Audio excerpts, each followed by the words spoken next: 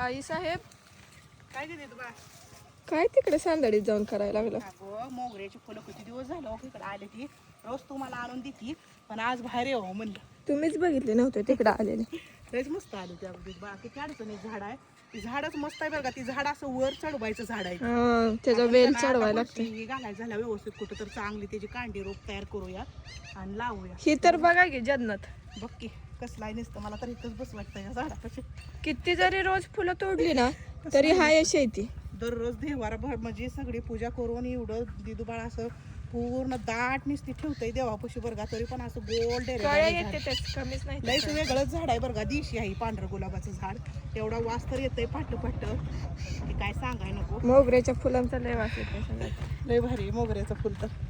चला मग चहा प्यायचा.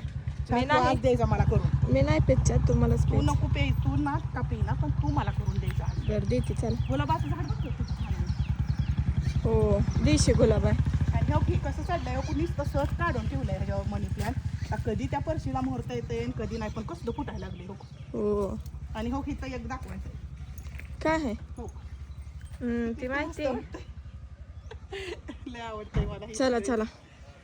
पण आता झालंय जरा इकडं तिकडं झालंय. व्यवस्थित करून घेऊया आपण. हा चल चल लवकर नाश्ता दे मला करून पनीर चिल्ला. बर. चल